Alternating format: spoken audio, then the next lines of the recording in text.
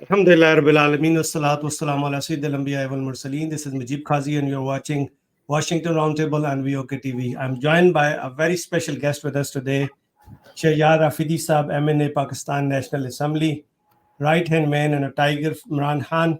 Sarji, welcome to the show and thank you so very much for taking the time out. I'm honored, Ji. Thank you so much. Let's talk about very basic and very burning question of today's constitutional amendment in Pakistan. How do you take it? Bismillahir Rahmanir Rahim. In the name of the most merciful and beneficent, first of all, I'm extremely honored and grateful for having me on your show. Well, Pakistan is going through a lean patch. There's a total chaos. Unfortunately, Constitution has been violated to the core. And when it comes to rule of law, supremacy of law, non-visible on ground, the ground pulses that people have realized after 77 odd years that ultimately the only solution to all the ills of our motherland is to start believing in Constitution and no compromise on rule of law and supremacy of law. Are you hearing me? Yeah, I can hear you. Afridi Sahab, let's talk about everything that is circles around at this time constitutionally or otherwise. Pakistan ka jo atmosphere hai, usko dekha jaye to they are trying to dismantle and take on Imran Khan. Do you think Imran Khan would ever call on PTI supporter workers, parliamentarians, leadership कि आप आए और मुझे jail से निकाल के लेके जाएं? Don't you think it's a responsibility of every citizen of Pakistan and particularly leadership कि भाई they need to take the charge on their own and have Imran Khan released because all his cases have been cleared and he is illegally incarcerated at this time? Well, Mr. Mujeeb, let me be very, very clear regarding one thing, that if you have invited me and if we start that approach where step, hop and jump is the order of the day, you initially started with the Constitution and what exactly on ground situation we as a party or the people of Pakistan are going through.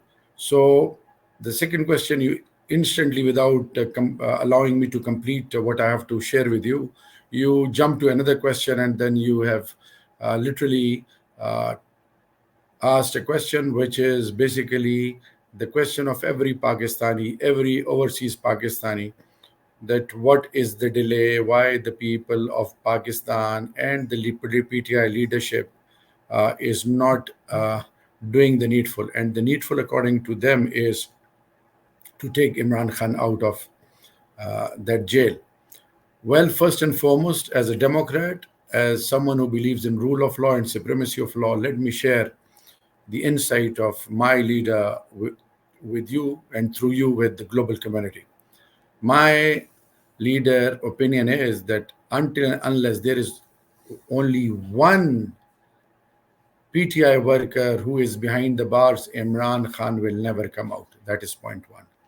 Point two, according to Imran Khan, when it comes to NRO, it doesn't exist in our school of thought, in our books, in our approach. Number three, he says that when it comes to rule of law and supremacy of law, this party was established because we witnessed, observed over the years that if Pakistan in any capacity wants to equip itself, then institutional reforms, judicial system, criminal justice system, and above all, equality at all levels is the order of the day, and the role of judiciary is exemplary, and justice is the baseline of our party. So having said all this, what my leader has gone through since more or less 1 year now, he has been behind the bars. He is going through a lot. He has been restricted to 8/7. It's a death cell where he has been totally isolated. He has been mistreated in such a manner. He has not been allowed to sleep properly. And for example, imagine I've gone through the same process. where 500 megawatt lights are constantly on, and in June, July, when temperature is at the highest level, where literally that death cell becomes an oven where you can't even breathe properly, my leader is still surviving, is giving positive vibes. So the message from him to all of us is that I am fighting my cases in the court, in different courts of law, and you have witnessed, the global community has witnessed, that all those cases which were initiated against my leader were based on political victimization, were baseless, and they had nothing to do. So now the people of Pakistan, through soft coup, conveyed a very positive message to the key decision of Pakistan on 8th February 2024, where more than two-thirds majority votes were given to PTI. Post 8th February, whatever has happened, you and the entire global community has witnessed that. So we have been conveyed in very simple words by our leader that no untoward incident in any capacity, any initiative, for example, 9th May was fabricated, and look who is the beneficiary and who is at the receiving end. At this particular juncture, our sole thirst is to, within the parameters of constitution and our role as a political party, any protest, any gathering, any message from any forum, for example, starting it from the parliament, then to the street, it is our genuine right. But that right has been deprived. We have been deceived on the 22nd of last month when unprecedented initiative was taken, where Azam Khan Swati and our chairman, Barrister Goho, was sent to Adiala jail to convince Khan, and you are aware of that. And what happened on the 8th of September in Pindi, again, everyone has witnessed that. And after 8th September, the way our leadership, even that black day on the 9th and 10th of this month, when we say that it was a black day when the parliament was attacked, 10 parliamentarians were abducted, mistreated.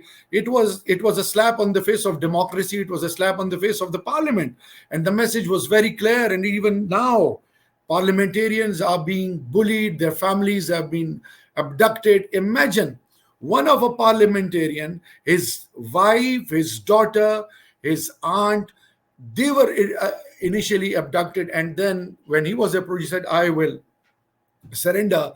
So imagine this sort of situation exists on the ground. But my leader will never go for anything which can ultimately fulfill the interest of those who are against Pakistan or anti-Pakistan forces, because they are working on the fault lines of Pakistan.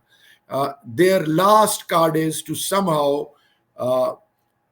initiate an approach through which the people and the army can collide in such a manner where Pakistan, God forbid, could suffer. We doesn't believe in that. My leader has constantly been telling one and all that for me, army is more important as compared to my life. So it is very much clear. So all we are doing right now is we are fighting all the cases in the court of law. We are playing our role in the parliament. And when it comes to the street, you have witnessed Sawabi, you have witnessed Pindi, and in the coming days, you will see it with your own eyes in Lahore, because though they have gone to all levels, they have crossed every limit of decency. So forget about what their role is going to be. But we are a firm believer of one thing, that if we have raised the slogan of freedom of voice, freedom of expression, rule of law and constitution of law, the supremacy of law, then everything starts and ends at us. So inshallah, the day is not that far. The nation is waiting. They are thriving for one thing, and that is the release of Imran Khan. And the release of Imran Khan is due, and inshallah it is due only through legal way, and that's what we all as a team of Imran Khan believes in, and that's what my leader has conveyed it to us in simple words. Thank you very much. You have answered pretty much all the question that I had in my mind, but coming down to the question of legal fight on the PTI parts, you guys I mean, PTI Imran Khan and soldier like yourself have gone through the due process, not the due process, actually fabricated cases on you, and you have run the perpetrators of the cases actually have run out of all the options. That's the reason that they are trying to change the constitution to make you suffer more. So in this case, I have two-part question. One, what do you think how Molana is going to play the role when it comes down to these constitutional changes that current ruling regime is trying to bring about? And secondly, do you think, in you're a parliamentarian, in your view, do you think that this constitution change will happen, or are they going to try to make it happen? Well, it is a mere joke with the parliament, with the people of Pakistan. No matter whatever they come up with, you have witnessed since day one, since last 2 years, any initiative on the behalf of anti-Imran Khan forces in Pakistan, they failed miserably at all levels. They are exposed to the core. They have nothing to sell. Now, this particular constitutional amendment, imagine someone who never believed in the idea or the ideology of Imran Khan. Classic example is Fazul Rahman Sahib and Mahmood Khan Achakzai, Akhtar Mangal. All of them now standing right behind the vision and ideology of Imran Khan. Why? Because they themselves have realized now that we were at the wrong side of the history. That what Akhtar Mangal mentioned. So whatever is anything related to Maulana Saab, it is his discretion, it is his role. Whatever he initiate, his future will be gauged on the basis of today's decision. So as far as PTI is concerned, we are standing firm. We believe in Allah. We expect everything from Allah. And as long as you believe in Allah, nothing on earth can challenge your determination. Nothing on earth can challenge your commitment. And above all, at the end of the day, one thing is for sure: just prevails. And inshallah, we have already sailed through it. These particular initiatives through the parliament has in fact conveyed the true faces of Pakistan People's Party, PMLN, even Amal Wali. Few months ago, his approach was altogether different.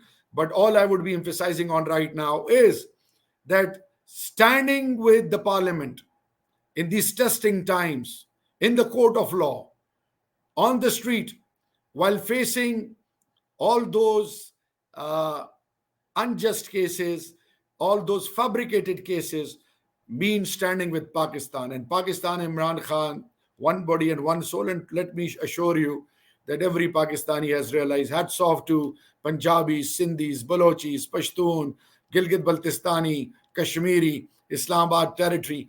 Every Pakistani, every mother, people from all age group, now as they have realized, including minority, that Imran Khan is the need of the hour. Imran Khan is the only solution for all the ills of our motherland. And above all, only he has the ability and capacity to take out Pakistan from this chaos and anarchy.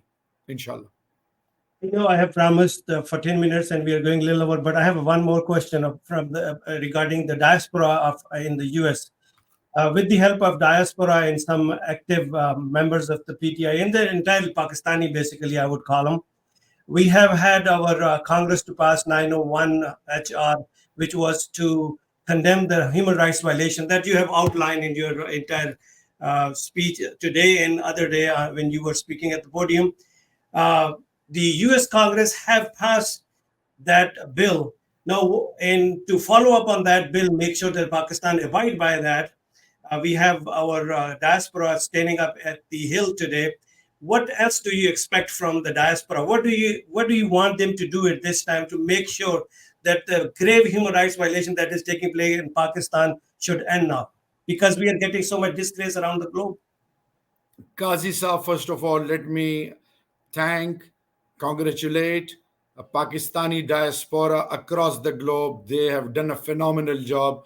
And we are so very, very proud of them. And we are so very fortunate to have them across the globe. And they are doing wonders for Pakistan and obviously for my leader, Imran Khan. And classic example you have just mentioned, American Congress, the UN resolution. Uh, uh, it is an achievement which speaks in high volumes for their role.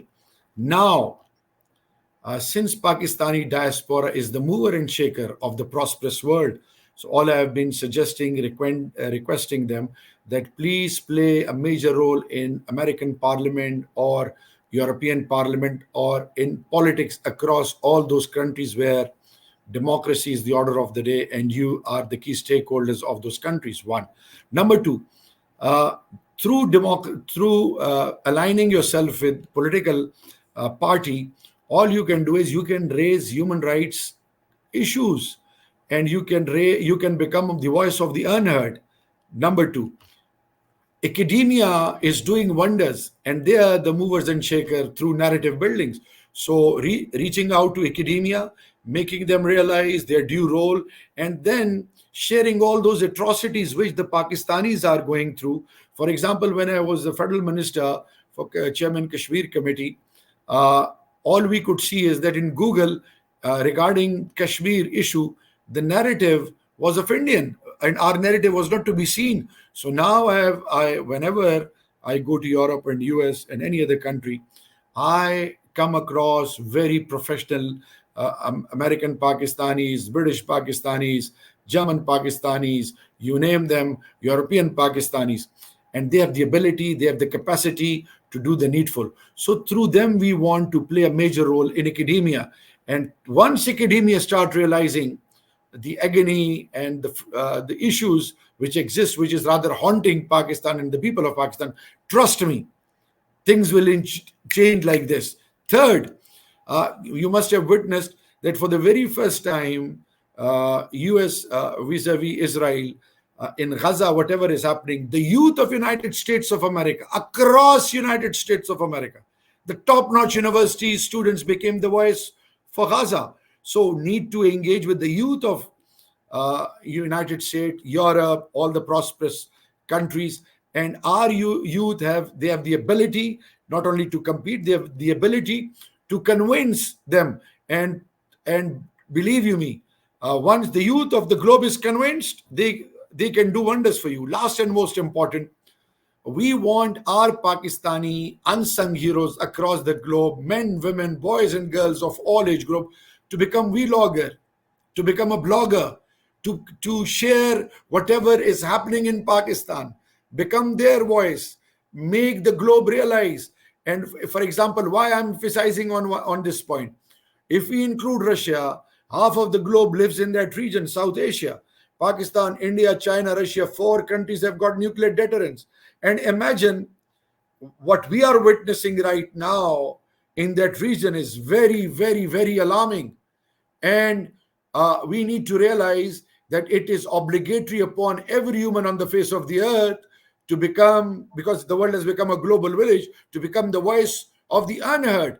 And I believe whatever happened in Pakistan, I don't want to get into that debate that who is responsible, what was the role of Donald Lu, how US interfered. I don't want to get into that. All I want to share one thing is that every sovereign state has the right to live according to their own will and wish.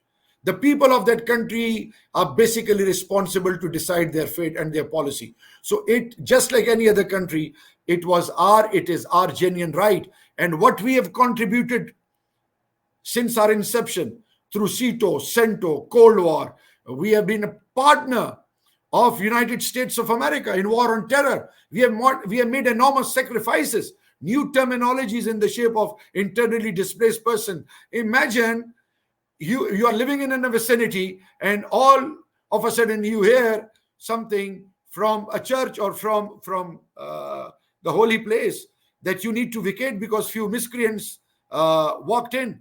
And once you are in that household, you are without a male member, your children are in school, your husband is gone out on a work, and then the poor women folk along with the children, people of all age group, had to leave those places, and there is no surety where they'll be taken, who will protect them, everything of them, movable, immovable assets. They leave everything behind. And the next morning, all they hear is that everything is demolished and nothing is left of them nothing is left behind of them. So my plea to the global community is that it is obligatory upon us, because humanity comes first, and Pakistan is the armed forces, civil military forces, they have done a commendable job, and it doesn't stop here. Drugs, 85% of illicit drugs are manufactured in Afghanistan. First line of defense is Pakistan. We have been haunted, humiliated. Every household has had to go through hell. So it is now obligatory on the West, because we were the first line of defense for them, for their youth, for their coming generations. So, and then we are fighting the biggest war on land. We were the ones who sent peacekeeping force to Africa. We are our people in United States of America, in Europe. They are doing wonders for their for the development and prosperity of those countries. Now it is obligatory on them to come and play a positive role and make everyone realize that nobody is above law. Hagi Saab, the last question I promise, and then we will end the show with that. My show is watched across both sides of the line of control, and we have a subscription. You mentioned about Kashmir. You served as the chairman of the Kashmir committee. I had the pleasure of meeting Imran Khan about 20 years ago when he was in Dallas, and his stance about Kashmir policy is very obvious. Under your watch, when you were the chairman of the Kashmir committee, General Bajwa stole Kashmir, according to Amr Mead. If you were to lead the committee again, inshallah, very soon, what would you do differently that make sure the aspiration of the Kashmiris are not subdued under your watch? Well, Mr. Kazi, as a believer of that faith where Allah's divinity and his beloved Prophet Imam al-Anbiya Khatim al-Nabiyyin Hazrat Muhammad Mustafa sallallahu alayhi wa sallam, everything starts and ends at him. The month of Rabiul Awwal, one thing which I am now sharing it with you on the behalf of that faith and belief system, that Kashmir is the baseline of any policy whenever Imran Khan or whosoever is a part of Imran Khan will initiate, number one. And inshallah, it's a matter of time, because the world has realized the true face of India was exposed, and you are a witness to that.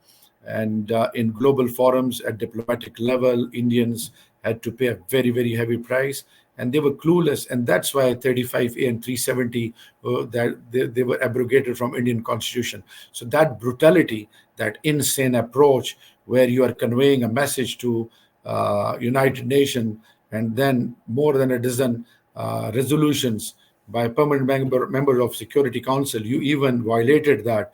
So I believe the world needs to know that yes, India is the second largest market, but as I earlier said, nobody is above law. In the name of market, in the name of economy, in the name of religion, in the name of your population, in the name of success, you cannot undermine humanity. One. Number two, I don't believe in sweeping statements. We as a nation are committed, and committed for that commitment which was made by Quaid-e-Azam Muhammad Ali Jinnah, and UN is a guarantor. Those more than dozen permanent member of Security Council resolution speaks in high volumes. And as my leader said, that who is India and Pakistan to decide the fate of Kashmiris? Kashmiris will themselves decide their fate. Hats off to their resilience, their sacrifices, unprecedented in human history. All I could say is that consider me as one of you, and one of those.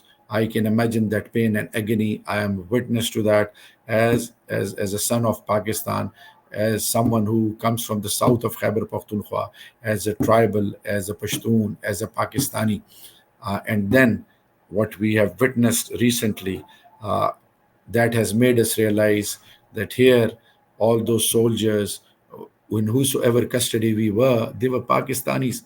But imagine Dr. Fattu, Dukhtarane Millat, his wife, and all those who are incarcerated since 2 decades, 25 years, 15 years, those concentration camps, and imagine the agony and frustration of half widows.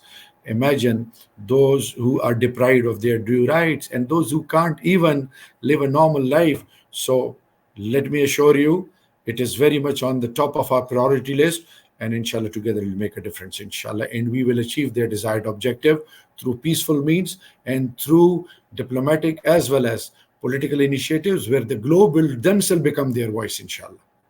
We'll have to leave it right there. Jazakallah khair. Thank you so very much. I am pretty sure Kashmiris, especially on the other side of the line of control, would welcome the statement you have made that Kashmiris need to be on the table when the decision is made for their future fate. Thank you very much. Until next time, take good care of yourself. You too, Jazakumullah khair. Thanks a lot. Assalamu alaikum.